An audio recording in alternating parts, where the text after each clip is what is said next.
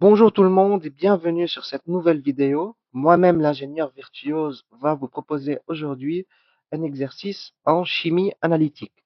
Donc celui-ci, comme vous le voyez devant vous sur l'écran, est en rapport avec l'ammoniac NH3.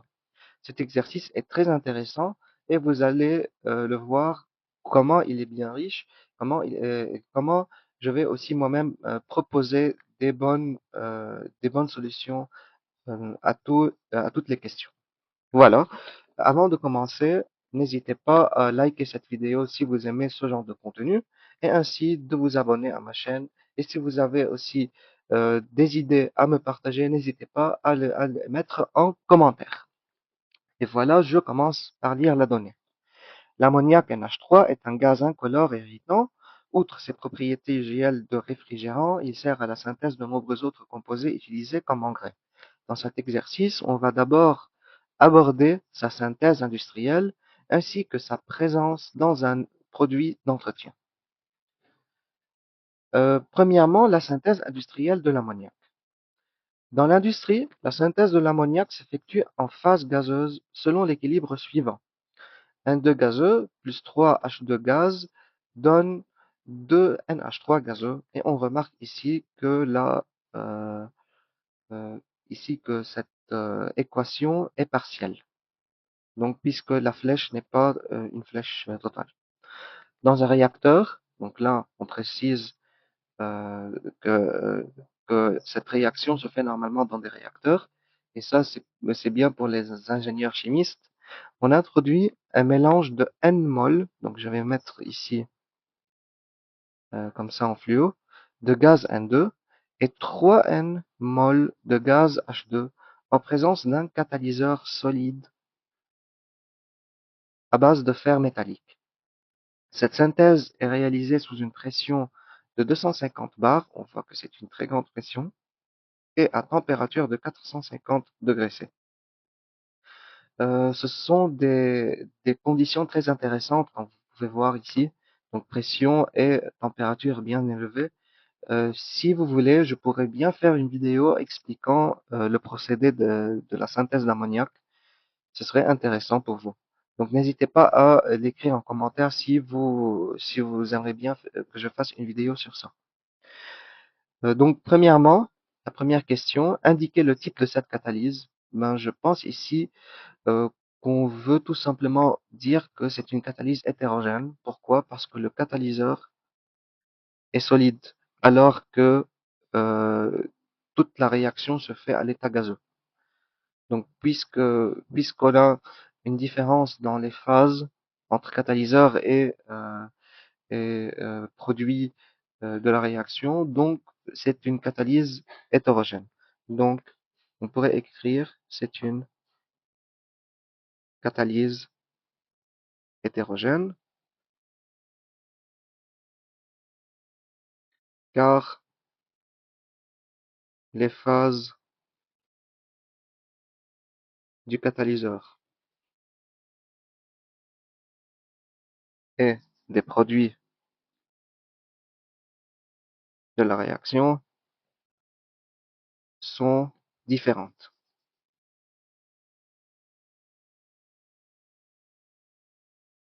Et voilà pour la première question.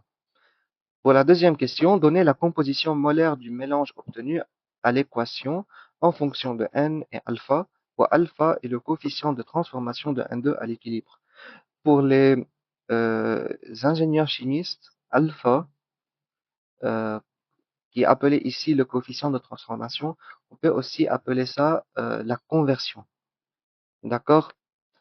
Mais on va maintenant procéder. Ça, en fait, je vous ai pas précisé. C'est un exercice niveau terminal. Voilà. Mais bien sûr, je pourrais bien mettre mes propres commentaires comme ingénieur procédé dans ce qui suit. Maintenant, on va répondre à cette question, mais avant tout, je préfère commencer par réécrire l'équation de formation de NH3. Voilà. Je peux mettre ici gaz, gaz également. Voilà. Donc, à T initial, lorsque T égale à 0, combien j'ai de moles? On nous a précisé N moles de N2 et 3 N moles de H2. Bien sûr, euh, donc, puisque la réaction n'a pas commencé à T égale à 0, j'ai pas encore de produit. Maintenant, à T quelconque, on va dire, combien je vais avoir en termes de conversion. D'accord? Donc, si avant de commencer par la conversion, euh, normalement les chimistes sont plus à l'aise avec l'avancement. Donc, je vais écrire ici donc avec l'avancement x. Donc, x est l'avancement. Bien sûr, l'avancement molaire. Donc, ça sera n moins x, 3n moins 3x, d'accord? Et là, je vais obtenir tout simplement 2x. Pour ceux qui ne sont pas très à l'aise avec les avancements, là, tout simplement, j'ai enlevé, euh, j'ai enlevé une partie, la partie qui a réagi. Donc ici, le x, c'est la partie qui a réagi de N2. Et là, le 3n, le 3x, c'est la partie qui a réagi de H2. Et bien sûr, elle est en relation avec le coefficient stoichiométrique.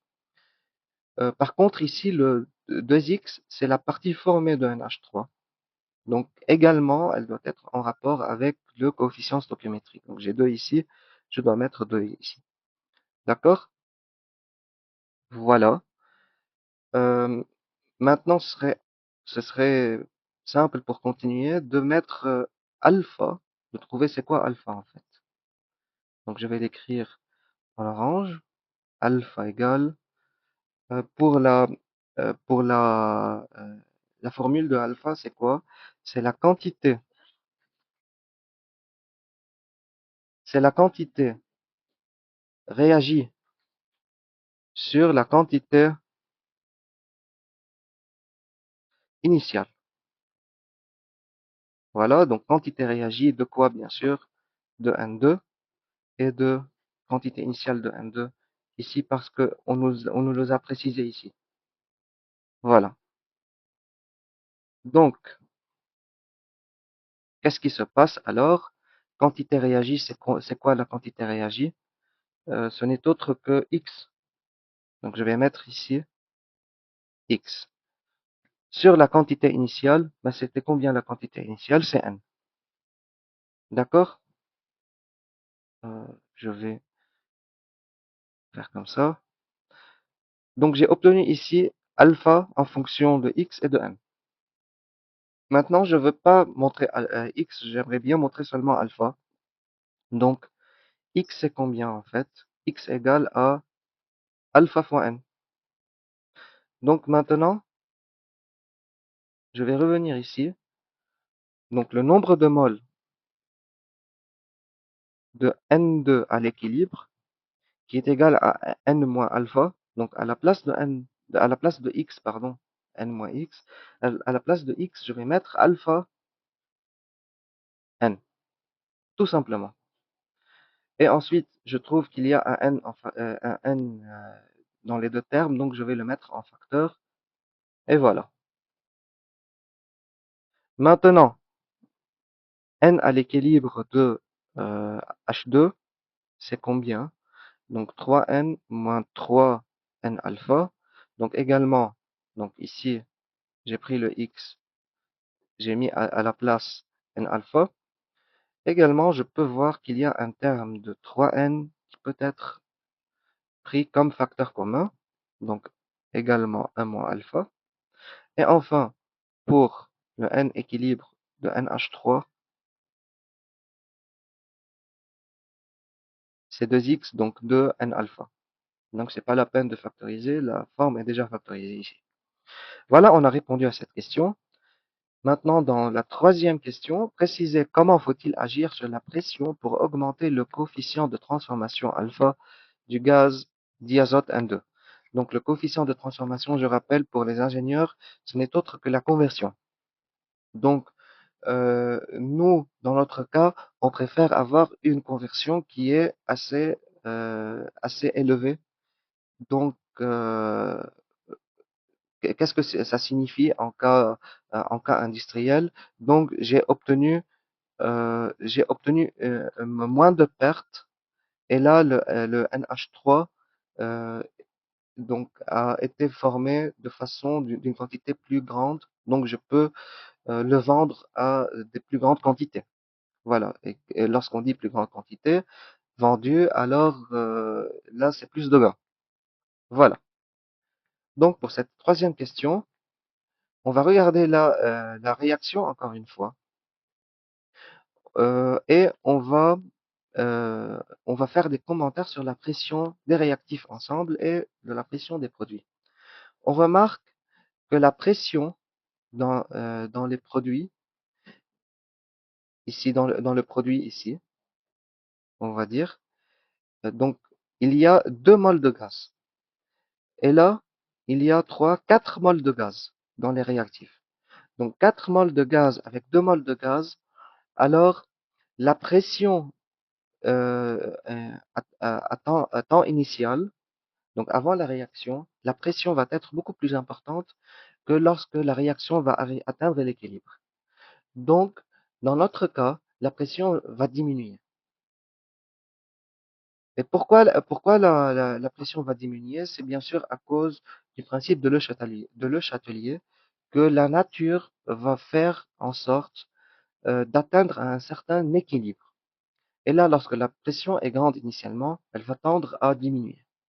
Donc c'est pour cela, il faut ajouter nous-mêmes une certaine pression. Donc en ajoutant la pression, en augmentant la pression, alors la réaction va tendre beaucoup plus à aller vers les produits que vers les réactifs. Donc ici, la solution, donc qu'est-ce qu'on va écrire dans, dans cette question? Donc pour cette question, on va écrire tout simplement que euh, la pression doit être élevée pour augmenter le coefficient alpha. D'accord? Et qu'est-ce qu'on peut ajouter également? Que ceci est à cause du principe de Le Chatelier. Voilà. Pourquoi en fait? Parce que j'ai 4 n qui vont me donner 2 n. OK? Donc 4 n qui vont me donner 2 n. Donc ici la pression est plus grande que la pression dans les produits. Voilà. Ça c'est pour la première partie. On va maintenant passer à la deuxième partie. Donc on va lire une solution commerciale ammoniac-alcali est une solution d'ammoniac idéale pour nettoyer les tapis, enlever les taches de gras, raviver les couleurs de certains tissus, etc. Dans le but de déterminer le pourcentage massique. Donc, là, ils ont précisé c'est quoi le but de cette solution commerciale en ammoniac. On procède de façon suivante. Donc, tout d'abord, on dilue cette solution 650 fois. La solution est obtenue et notée S. Donc là, la solution commerciale que je vais appeler donc la solution commerciale, pardon, voilà, la solution commerciale va être diluée 650 fois pour obtenir la solution S. Ensuite, on réalise à 25 degrés C, donc c'est dans une condition qui est normale, un dosage pH métrique d'un volume Vs égale 10 ml de la solution S par une solution d'acide chlorhydrique H3O+, Cl- de concentration, c'est égal 8 fois 10 moins 3 molaires. Donc ce dosage permet de tracer une courbe. Ce dosage permet de tracer une courbe et la voici. Comme vous pouvez voir, j'ai ici la courbe du pH en fonction du volume d'acide. Pardon. Voilà.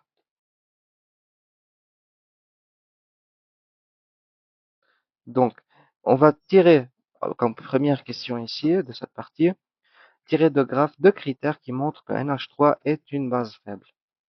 Donc, pour savoir lorsqu'il y a au moins l'un des éléments dans un dosage acido-basique qui est faible, donc soit la base faible, soit l'acide faible, il y a deux critères qui le montrent dans le graphe d'évolution. Le premier, qui est le plus évident, on peut regarder ici le pH à l'équivalence. Il n'est pas 7, il est différent de 7. Le pH à l'équivalence est de 5,6. Ça, c'est le premier critère. Le deuxième critère, on va regarder qu'il y a deux points d'inflexion. Qu'est-ce que ça veut dire un point d'inflexion? C'est lorsque la courbe va changer sa concavité. Donc là, on regarde qu'il y a une certaine concavité ici. Et elle va changer ici pour devenir convexe. Et puis, bien sûr, le point d'équivalence, au point d'équivalence, c'est un deuxième point d'inflexion ici. Donc, on retrouve une certaine convexité à la fin. Voilà. Donc, je vais écrire ici. Donc, le premier critère, c'est que le pH à l'équivalence, il est différent de 7. Et le deuxième critère, il y a deux points d'inflexion, E et E'. Voilà. Écrire l'équation de la réaction de dosage.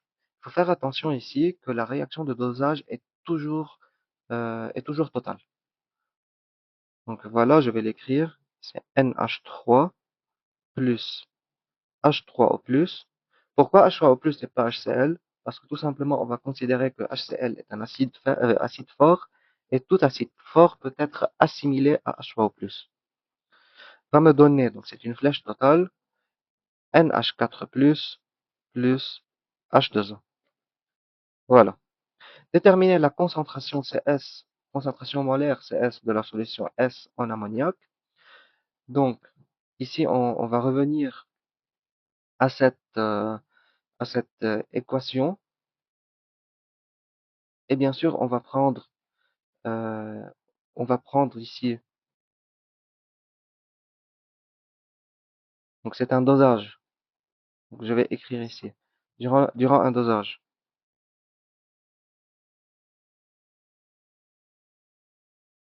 Les réactifs se trouvent à l'équilibre dans les proportions stoichiométriques. Qu'est-ce que ça veut dire en fait? Tout court, tout simple que N de NH3 divisé par 1 est égal à N de H3O+, divisé par 1. Voilà. Et qu'est-ce que ça va me donner en fait? C'est quoi le N de NH3? C'est C de NH3. Donc, je vais plutôt mettre comme ça, NH3 en accolade, fois le volume de la base. OK? Est égal à combien? Donc, la concentration de H3O+, fois le volume à l'équivalence, donc VAE. Est-ce que j'ai la concentration ici? Bien sûr que non, je suis en train de la chercher. Est-ce que j'ai VB? Oui, on nous l'a donné. C'est quoi VB en fait? C'est VS. VS égale à 10 millilitres. C'est quoi la concentration de H3O+? On regarde ici. C'est 8 fois 10 moins 3. Et où je peux trouver VAE? VAE, je la trouve tout simplement ici. C'est L'abscisse du point d'équivalence, ce n'est autre que 12,5 millilitres. D'accord? Donc, je peux écrire alors la concentration CS, ce n'est autre que la concentration d'un H3. Donc, c'était C, n'est-ce pas? On nous a dit c'est C. Voilà. Donc, je vais utiliser les terminologies de l'exercice. Donc, C fois VAE sur VS. C, c'est combien? C'est 8 fois 10 moins 3. VAE, c'est combien? C'est 12,5 millilitres. Et VS, c'est 10 millilitres. Il faut faire attention aux unités. Donc ici, VAE et VS sont toutes les deux en millilitres. Donc ça va. Puisque j'ai millilitres en haut, millilitres en bas, je n'ai pas besoin de mettre en litres. D'accord? Donc c'est 8 fois 10 moins 3. Je vais juste regarder. C'est juste 8 fois 10 moins 3 et 10 millilitres.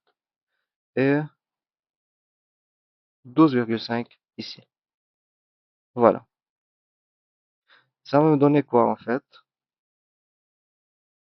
Ça va me donner une valeur de 0,01 mol litre moins 1. D'accord? Donc, soi-disant, si je vais l'écrire en notation scientifique, voilà. Déduire la concentration molaire de la solution commerciale. Donc, la concentration commerciale, c'était quoi en fait? On avait dilué la solution commerciale 650 fois. Donc, qu'est-ce qu'il faut faire? Tout simplement, il faut prendre CS fois 650. Donc, il faut reconcentrer. Donc, c'est 10 moins 2 fois 650. Ça va me donner une valeur de 6,5 mol litre moins d'un, qui est vraiment une concentration très élevée. 6,5, c'est vraiment une concentration à ne pas toucher. Voilà. Donc 2,5, calculer le pourcentage massique de l'ammoniac dans une solution commerciale, sachant que sa masse volumique est égale à 0,92 g par millilitre, et on donne la masse molaire de 17 g par mol. Donc, en fait, comment on peut calculer le pourcentage massique? Ce n'est autre que, ce n'est autre que la masse de NH3 sur la masse de la solution. Et comment calculer la masse de NH3? Donc en utilisant N de NH3 fois volume de la solution. Pardon, fois masse molaire. Fois masse molaire de NH3. La masse de la solution, comment je peux la calculer? Rho de la solution fois volume de la solution. Et NH3, comment je peux la trouver? Donc le nombre de moles, ce n'est autre que la concentration de la solution commerciale fois le volume de la solution commerciale fois la masse molaire de NH3 sur rho de la solution fois volume de la solution. Si je n'ai pas le volume de la solution, mais je peux les simplifier en haut et en bas. Voilà. Donc ça, il me restera tout simplement Cm fois masse molaire de NH3 sur rho de la solution. C'est quoi en fait? Donc Cm c'est 6,5 fois la masse molaire c'est 17 divisé par quoi? Divisé par 0,92. Mais il faut faire attention. Le 17, pardon, le 6,5 est en grammes, est en mol par litre. Et par contre ici, c'est en grammes par millilitre. Donc, il faut homogénéiser les unités. Il faut très faire attention à l'homogénéité des unités. Donc, je ne peux pas faire tout simplement ça. il faut que j'ajoute un facteur de fois 10 exposant moins 3. Pourquoi? Donc, ce 10 exposant moins 3, euh, il va multiplier par 1000 le litre ici, et en multipliant par 1000 le litre ici, il se transforme en millilitres. Donc, je peux simplifier millilitre, millilitre. Mol et mol se simplifient parce qu'ici, il y a gramme par mol, et gramme se simplifie. Donc, je reste alors avec une valeur sans unité, et bien sûr, le pourcentage ne possède pas d'unité. Voilà. Donc, je vais obtenir une valeur de 0,12, à peu près, on va dire, qui est égale à 12%. Et voilà. Pour la 6, dégager du graphe le pKa du couple NH4 plus NH3. Donc, on va retourner au graphe. Où on peut lire le pKa, c'est sur le premier point d'inflexion. Voilà. Le premier point d'inflexion. Le pH du premier point d'inflexion ici, il est 9,2. Donc, le pKa est bien 9,2.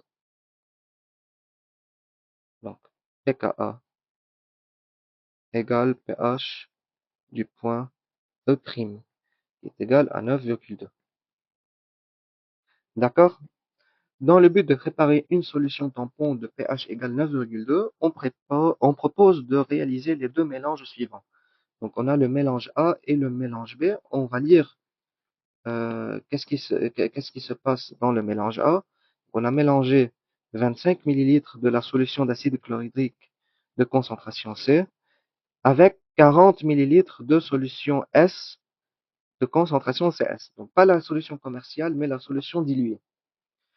Dans le mélange B, également, on a 25 millilitres de la solution d'acide chlorhydrique de concentration C0. Par contre, à la place de 40, on va mettre 60. Donc, on nous demande alors lequel de ces deux mélanges va nous amener à une solution tampon de pH 9,2. Donc, qu'est-ce qu'on propose de faire? Tout simplement, je vais réécrire l'équation du dosage. Donc, NH3 plus H3O+, c'est une réaction totale. NH4+, plus H2O. D'accord? Quel est le nombre de moles de NH3 initial? Donc, N de NH3 initial. Donc, j'ai un certain volume en millilitres. Donc, c'est soit 40, soit 60. Donc, je vais écrire ça V et le but est de trouver le V. Fois combien? C'était quoi la concentration? C'était 0,01. Donc, fois 0,01. Et c'est quoi le N de H3O+? Donc, c'est C fois V. Donc, C, c'est combien? C'est 8 fois 10. Euh, 8 fois 10 moins 3, c'est 8. Je vais le voir. Attendez. Oui, 8 fois 10 moins 3 fois V. Donc, le V, c'est 25 millilitres. Donc, je vais écrire tout simplement comme ça. Et ça va me donner une valeur de 2 fois 10 moins 4 mol. Et bien sûr, ici, c'est en mol. Voilà. Donc, ça, je vais le prendre et le mettre de côté.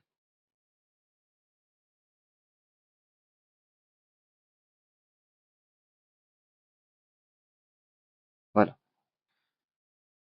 Donc, à T0, j'avais combien? Donc, j'avais 0,01 V. Et le but est de trouver V. Et pour NH3+, j'avais combien? 2 fois 10 au moins 4. En fait, à T final, pour T final ici, euh, qu'est-ce qui va se passer? Tout simplement, tout simplement, le 0,01 V est toujours supérieur à 2 fois 10 au moins 4 dans les deux cas. Donc, si j'ai 40 millilitres ou si j'ai 60 millilitres. Donc, on va proposer que ici, il ne restera plus d'acide. Donc, tout cet acide ici sera transformé en acide faible de NH4+, et je vais obtenir ici 0,01 V moins 2 fois 10 moins 4. D'accord? Donc, toute cette quantité ici, je répète, toute cette quantité va réagir avec seulement 2 fois 10 moins 4 de NH4+, pour donner 2 fois 10 moins 4 de NH4+. Donc, réagit avec NH3, pardon. Voilà. Et la quantité de NH3 restante devient 0,01 V moins 2,4. D'accord? Maintenant, pour calculer le pH de la solution tampon, pH, je vais utiliser la formule pH égale pKa plus log de la concentration de NH3 de la base sur l'acide NH4+. Voilà. Or, on a pH égale pKa.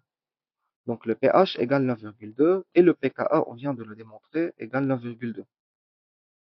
Alors, pH égale pKa, donc on peut dire que log de NH3 sur NH4+, est égal à combien? C'est égal à 0.